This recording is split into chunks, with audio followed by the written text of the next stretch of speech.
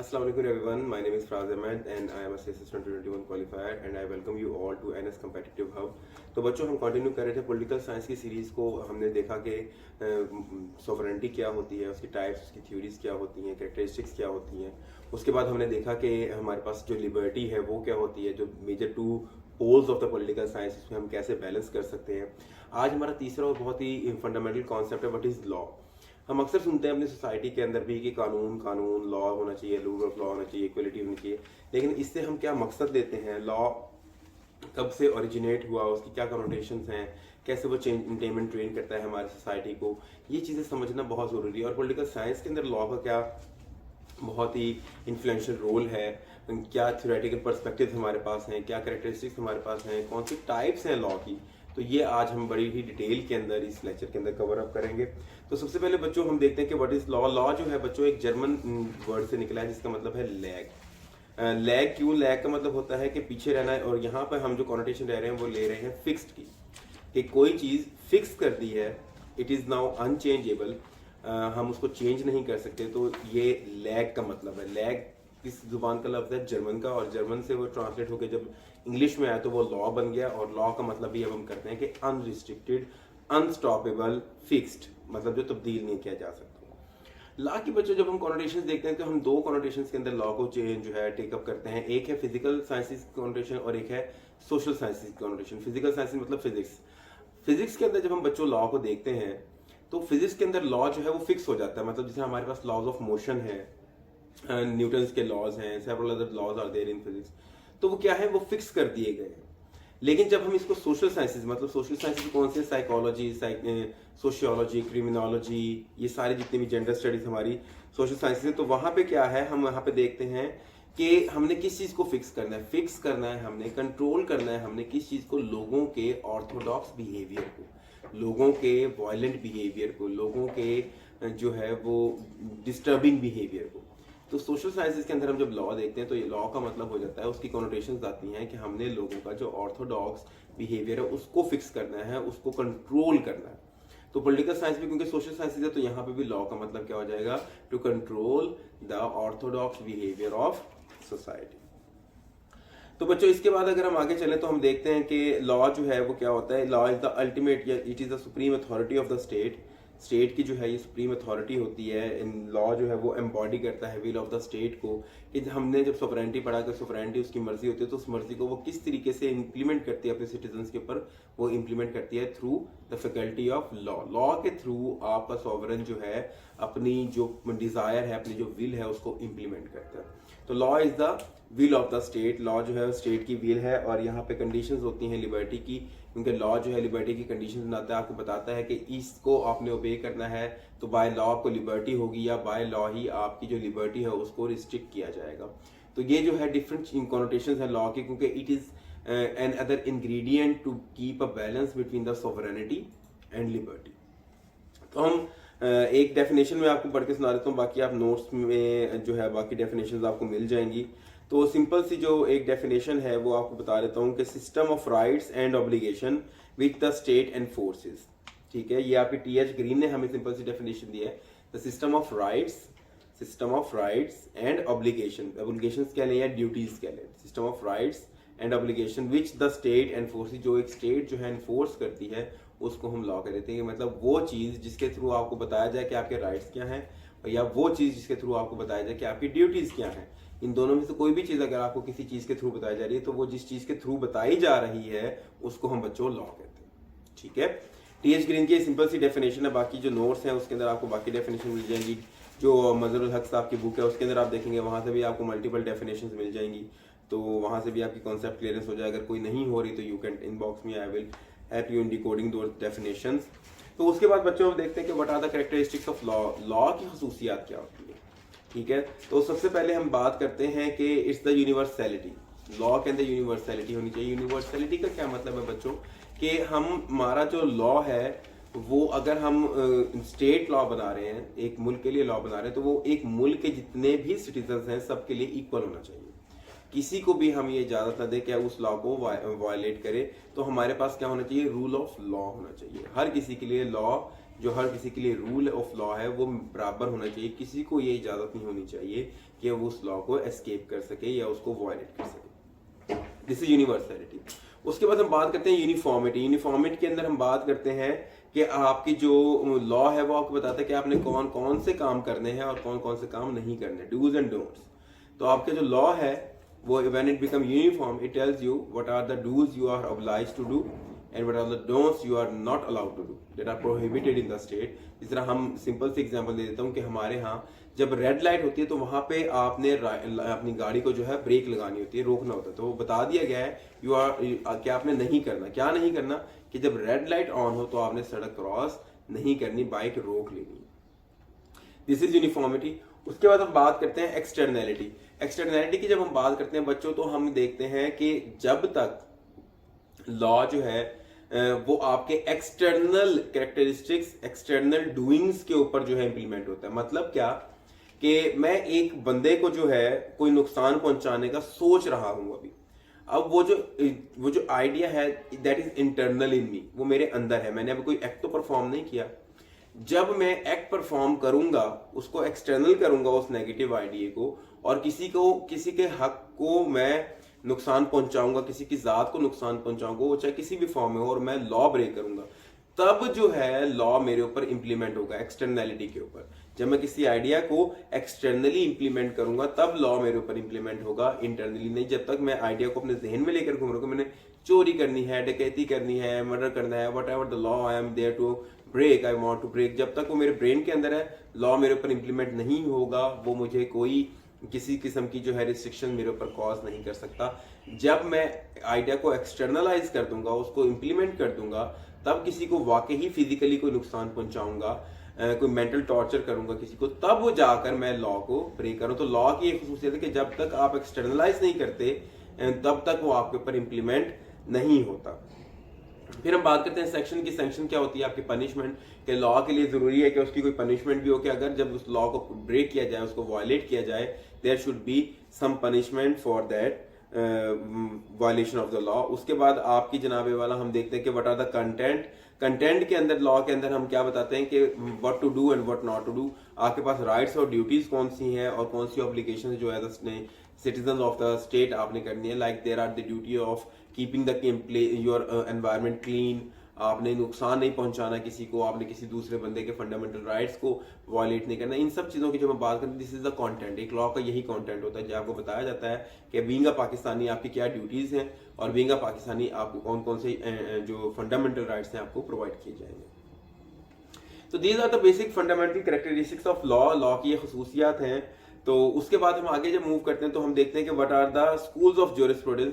कितने school of thoughts हैं जो कहते हैं कि लॉ को किस तरह का होना चाहिए, कि लॉ को, एक कानून को किस तरह का होना चाहिए। इसके ऊपर हमारे पास डिफरेंट स्कूल ऑफ थॉट्स हैं, डिफरेंट सोच हैं, डिफरेंट आइडियाज हैं, डिफरेंट माइंडसेट्स हैं। पहला जो माइंडसेट है वो है आपका जनाबे वाला बच्चों conventional, analytical, positivist, classical school of thought, Orthodox school of thought. ये पांचों के पांचों नाम एक ही स्कूल ऑफ थॉट के। मैं रिपीट कर देता हूं, Orthodox school of thought, positivist school of thought, analytical school of thought, classical school of thought और कन्वेंशनल स्कूल ऑफ थॉट। ये पांचों के पांचों नाम एक ही स्कूल ऑफ थॉट के हैं। इसको जो प्रोपोनेंट है स्कूल ऑफ थॉट के वो जॉन ऑस्टिन है। जॉन ऑस्टिन को मैंने आपको सोवरेनिटी में भी पढ़ाया था। He was the proponent of the monist theory of sovereignty, कि एक बंदे को रूल करना चाहिए एक स्टेट के अंदर। अब यहाँ पे देखें कि जब उनका माइंडसेट ही मॉनिस्ट वाला है तो उन्होंने यहाँ पे लॉ की जो कॉनोटेशन देनी है वो भी यही देनी है कि law is the command of the king, कि किंग ने जो कह दिया है वही कमांड है, वही सब कुछ है और वही ऑटोमेटिकली लॉ है। आप उस कमांड की वायलेशन नहीं कर सकते और आपने उस कमांड को फॉलो करना ही करना है। This is the definition of the law given by John Austin. और जो आपका analytical, Orthodox, positivist school of thought है वो यही बात करता है कि जो किंग ने कह दिया है that are the final words, वो these are the linings on the stone, तो आपने उन्हीं चीजों को फॉलो करना। दो प्रिंसिपल हमें ये स्कूल ऑफ थॉट जो है वो बताता है कि number one, what will the source of law. तो सोर्स ऑफ लॉ मैंने अभी आपको बताया कि सोर्स क्या होगा, वो किंग होगा, वो रूलर होगा, वो मोनार्क होगा। जो अल्फाज वो कहेगा वही हमारे लिए लॉ बनते जाएंगे, नंबर वन। उसके बाद दूसरी बात जो हमें बताई जाती है वो ये है कि आपका फोर्स कौन सी होगी, वो मतलब उस लॉ को हमने इम्प्लीमेंट कैसे करवाना है, उसकी नेचर क्या होगी उस लॉ की, तो यहाँ पे हम बात करते हैं कि फोर्स के थ्रू उस लॉ को इम्प्लीमेंट करवाया जाएगा, that would be the nature of the law. तो हमारे पास पहली थ्योरी कौन सी, ऑर्थोडॉक्स, पॉजिटिविस्ट, एनालिटिकल, कन्वेंशनल। इसके अंदर जो प्रोपोनेंट है जॉन ऑस्टिन है, he said that the command of the king is the law for the land. उसके बाद वो बताते हैं हमें दो प्रिंसिपल्स बताते हैं, नंबर 1 के द सोर्स और number 2 the nature, the source of law and the nature of law. Source of law क्या है, your king, your monarch, and the nature of law is that it should be enforced, it should be implemented by the use of force. Force लगानी पड़े, by force compel करना पड़े किसी को कि आपने इस लॉ के ऊपर इंप्लीमेंट करना ही करना है, तो आपको वो करना चाहिए, आपको उससे झिझकना नहीं चाहिए। उसके बाद बच्चों हम आगे चलते हैं। आगे चलने के बाद हमारे पास सेकंड स्कूल ऑफ थॉट है, जिसको हम कहते हैं historical school of thought. Historical school of thought के अंदर बच्चों आपने यही देखना है, जो इसका नाम जो है वो हमें बताता है, एक आइडिया देता है कि हिस्ट्री। अब ये स्कूल ऑफ थॉट जो है ये कहता है कि जो हिस्ट्री है, जो तारीख है, वो ही हमें बताती है कि लॉ कैसा होना चाहिए। और बेसिकली जो तारीख हमारे पास चलती आ रही है, ये एक प्रोग्रेस है, एक प्रोग्रेसिविज्म है of the law towards the maturity. ठीक है, तो law is the result of historical growth in the society. This जो थ्योरी है वो क्लियरली ये प्रोपोनेंट करते हैं कि law is the result of historical growth in the society. के सोसाइटी जो है वो प्रिमिटिवली बहुत ही डिप्रेस्ड और बहुत ही ऑर्थोडॉक्स सिस्टम के अंदर रह रही थी, but with the passage of time क्या हुआ, उन्होंने इवॉल्व किया। इवॉल्व करने के बाद उनकी कस्टम्स, उनकी हैबिट्स जो है वो इवॉल्व की, और कस्टम्स और हैबिट्स जो है जब इवॉल्व करती गई तो लोगों ने अपने लिए डिफरेंट टाइप्स की जो लॉज हैं वो खुद ही अपने लिए इंप्लीमेंट करना शुरू कर दिया। एग्जाम्पल मैं आपको दे देता हूँ कि जैसे एक प्रिमिटिव सोसाइटी के अंदर एक बंदा पहले अकेला रह रहा था, तो उसके लिए कोई लॉ की जरूरत नहीं थी, वो जिसको जो चाहे खा सकता था, जब चाहे सो सकता था, जाग सकता था। लेकिन जैसे जैसे फिर उसकी फैमिली ग्रो की, तो वो फैमिली की शक्ल में आया, उसने लॉ बना लिए कि अब बाप और बेटा जो है वो आपस में खुली तरह मजाक नहीं कर सकेंगे, बच्चों के कमरे अलहदा होंगे, जो आपके पेरेंट्स हैं उनके कमरे अलहदा होंगे। आगे चला तो आपका ट्राइब बना, कबीला बना, कबीले में फिर उसने एक सरदार बना लिया कि उस सरदार की बात को सब माना करेंगे, और सरदार ने जो बात कह दी उसके ऊपर सारी इंप्लीमेंट किया करेंगे। फिर आगे जाके सोसाइटी बनी, फिर आगे जाके प्रोविंस बना। तो ये जैसे जैसे हमारे प्रोग्रेस एंड डेवलपमेंट होती गई, वैसे वैसे हमने अपने हैबिट्स और अपने कस्टम्स के ऊपर बेस करते हुए अपने अपने लॉज जो है वो बनाना शुरू कर दिए।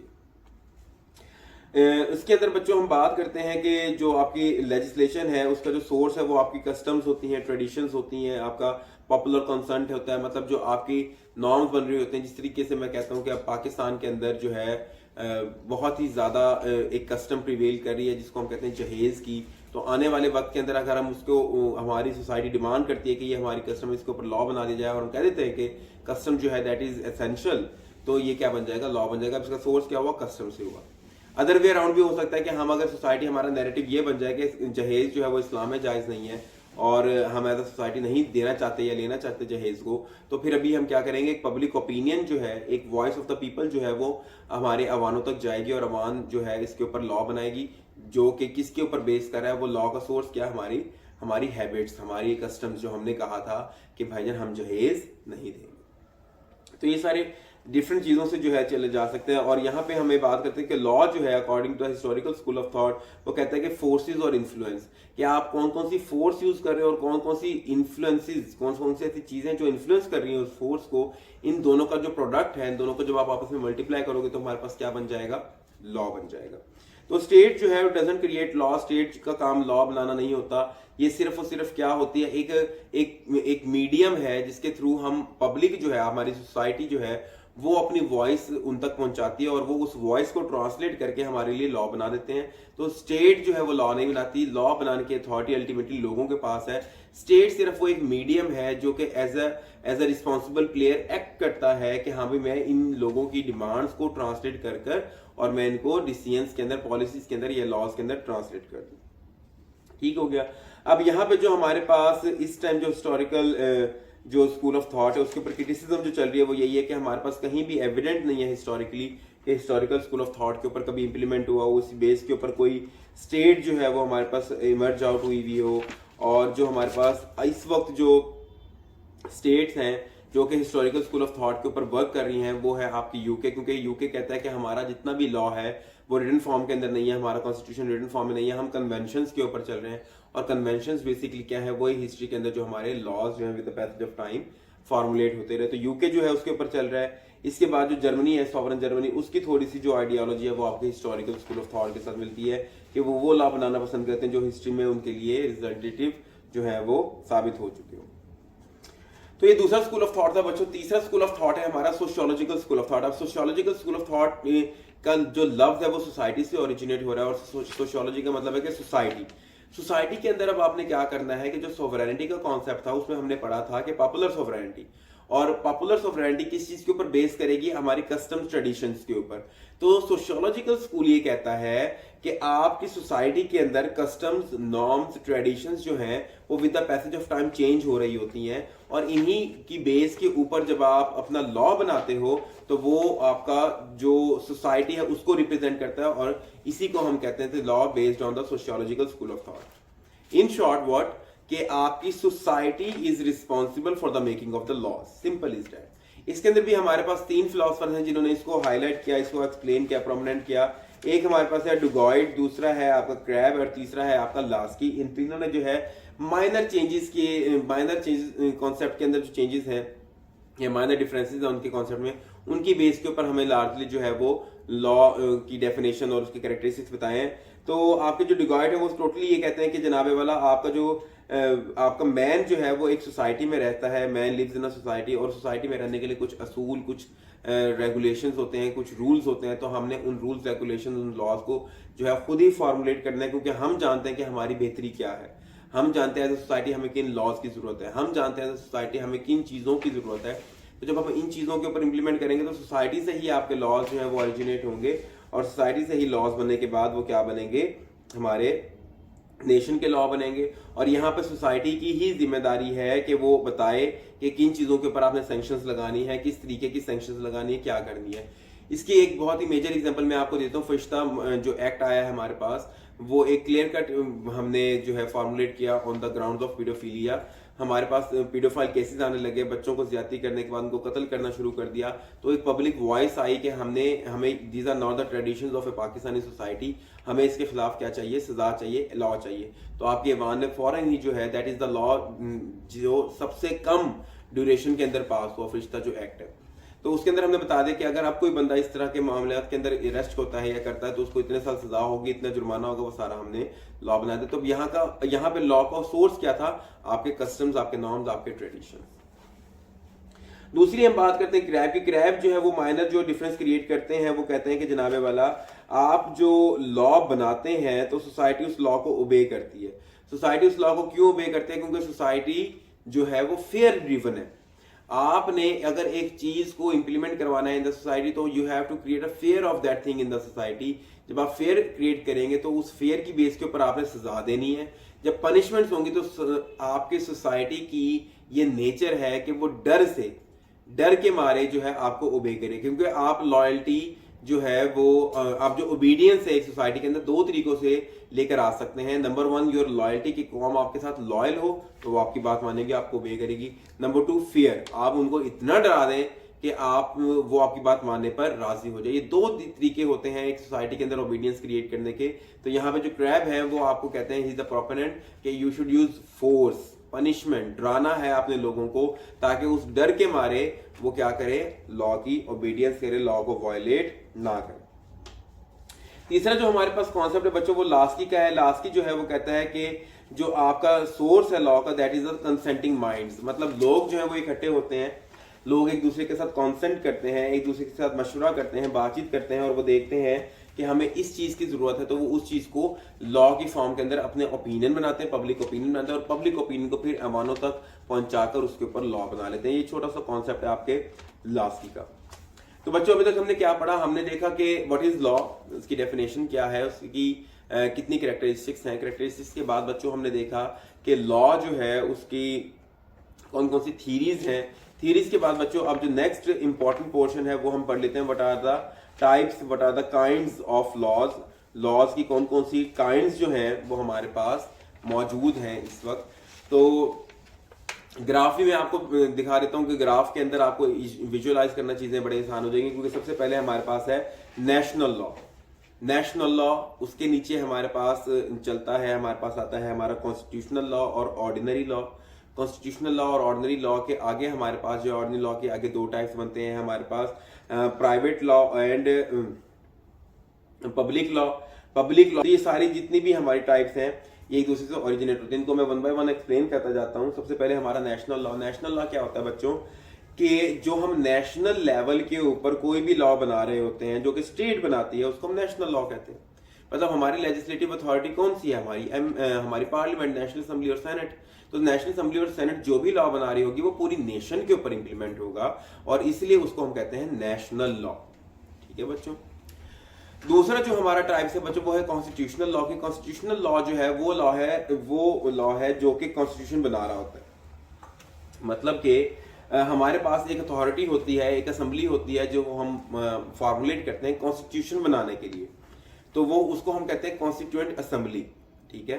जिस तरह नेशनल लॉ बनाने के लिए हमने कौन सी बनाई हुई है, नेशनल असेंबली। इस तरह कॉन्स्टिट्यूशन को बनाने के लिए हमने बनाई हुई है कॉन्स्टिट्यूएंट असेंबली। ये परमानेंट नहीं होती, टेम्परेरी होती है। जिस तरह पाकिस्तान आजाद हुआ तो पाकिस्तान आजाद होने के बाद हमारे पास कॉन्स्टिट्यूशन नहीं था, आइन नहीं था, तो आइन बनाने के लिए हमने क्या किया, एक आइन साज असेंबली जो है हमने बना दी, कॉन्स्टिट्यूएंट असेंबली हमने बना दी कि आपने कॉन्स्टिट्यूशन बनाना। उन्होंने ऑब्जेक्टिव रेजोल्यूशन दिया, फिर हमारे ड्राफ्ट दिए, उन ड्राफ्ट को रिजेक्ट किया गया, फिर बनाए गए, फिर कॉन्स्टिट्यूशन असेंबली ने फिर जब ड्राफ्ट दिया आपके तो फाइनल ड्राफ्ट जब कबूल हुआ तो वो 56 का आइन था। मतलब 56 का जो आइन था, 1956 का जो आइन था वो हमारी कॉन्स्टिट्यूएंट असेंबली ने डेवलप किया। फिर उस आइन को हमने एब्रोगेट कर दिया। फिर 62 का आइन आया तो 62 का आइन भी एक कॉन्स्टिट्यूएंट असेंबली ने बनाया। फिर उसको हमने एब्रोगेट कर दिया। फिर 73 का आइन आया तो 73 का आइन भी कॉन्स्टिट्यूएंट असेंबली ने। मतलब कहने का ये है कि जब भी कोई आइन बनेगा पहली मर्तबा तो उसको बनाने की जो अथॉरिटी होगी, जो पावर होगी, वो आपकी कॉन्स्टिट्यूएंट असेंबली होगी और वो असेंबली जो लॉ बना रही होगी उसको कहेंगे कॉन्स्टिट्यूशन लॉ। ठीक है, कॉन्स्टिट्यूशनल लॉ। नेशनल लॉ होता है वो national laws and regulation rules जो कि कौम के ऊपर नाफिज होंगे। अब यहाँ पे कॉन्स्टिट्यूशन बन गया, कॉन्स्टिट्यूशन लॉ के मुताबिक कॉन्स्टिट्यूशन बन गया, इसके आगे कोई टाइप नहीं है हमारे पास टाइप्स। तो बच्चों कॉन्स्टिट्यूशन लॉ जब हमने समझ लिया, अब हम आगे चलते हैं। आगे चल के मैंने आपको बता दी कि नेशनल लॉ सबसे ऊपर, नेशनल लॉ के नीचे टू टाइप्स बनते हैं, एक कॉन्स्टिट्यूशनल लॉ वो कैसे बन रहा है, और दूसरा हमारा आ गया ऑर्डिनरी लॉ जो कि आपके ऑर्डिनरी सिटीजन्स के रिवॉल्व अराउंड करता है। ऑर्डिनरी लॉ के अंदर अब जो हमारे सिटीजन्स हैं उनके दो अफेयर्स होते हैं, एक प्राइवेट अफेयर होता है, एक पब्लिक अफेयर होता है। तो हमारे जो प्राइवेट मैटर्स हैं, जो हमारे प्राइवेट मैटर्स के लिए हमारे पास आ जाएगा प्राइवेट लॉ और हमारे पब्लिक मैटर्स के लिए आ जाएगा हमारे पास पब्लिक लॉ ऑर्डिनरी के अंदर। अब पब्लिक लॉ क्या है, पब्लिक है कि मेरा पब्लिक के साथ, सोसाइटी के साथ क्या रिलेशन, दैट इज पब्लिक। और प्राइवेट क्या है कि मेरा प्राइवेटली क्या अफेयर है, मेरे माँ बाप, मेरे रिश्तेदार, मेरे भाई बहन, मेरे बीवी बच्चे, मेरा उनके साथ क्या रिलेशन है, किस तरीके के मैटर्स मैं उनके साथ जो है बेयर अप करता हूँ, मेरे प्राइवेट मैटर्स है। तो प्राइवेट मैटर्स के अंदर हमारे पास कौन सा लॉ आ जाता है, सिविल लॉ आ जाता है, कि सिविल लॉ बताता है आपके कौन कौन से प्राइवेट अफेयर्स टेकअप हो रहे हैं, कौन कौन से चल रहे हैं। और इसीलिए आपने देखा होगा हमारे पास सिविल कोर्ट्स हैं कि अगर तलाक का मसला है, शादी का मसला है, जायदाद का मसला है, तो वो सारे केसेस कहाँ जाते हैं, सिविल कोर्ट्स में जाते हैं। अब हमारे पब्लिक अफेयर्स के अंदर बच्चों क्या होता है, पब्लिक लॉ के अंदर हमारी फिर दो मजीद टाइप्स हैं। दो मजीद टाइप्स कौन सी हैं, एक है हमारा एडमिनिस्ट्रेटिव लॉ और दूसरा है हमारा क्रिमिनल लॉ। अब एडमिनिस्ट्रेटिव लॉ क्या होता है बच्चों के, अब मैं मेरा पब्लिक अफेयर है ना, मेरा पुलिस स्टेशन भी जाना होगा, कचहरी जाना होगा, डिफरेंट जो हमारे गवर्नमेंट इंस्टीट्यूशंस हैं, एमडीए है, एलडीए है, हमारे वापडा है, मैपको है, लैपको है, ये जितने भी गवर्नमेंट ऑफिस हैं इनमें मेरा आना जाना होगा। अब अगर मैं वहां जाता हूं और वहां का कोई बंदा, एडमिनिस्ट्रेटिव लेवल का कोई बंदा मेरा काम नहीं करता है या मुझसे रिश्वत डिमांड करता है या मेरा काम को जानबूझ के डिले कर रहा है, तो मैं उसके खिलाफ केस में जा सकता हूँ। ये मेरा होगा एडमिनिस्ट्रेटिव लॉ। जो लॉ इन दोनों अफेयर्स का, मतलब मेरा और जो गवर्नमेंट का रिप्रेजेंटेटिव है, पब्लिक ऑफिस होल्डर है, उसके दरमियान जो रिलेशन होगा, दैट इज योर आपका एडमिनिस्ट्रेटिव लॉ।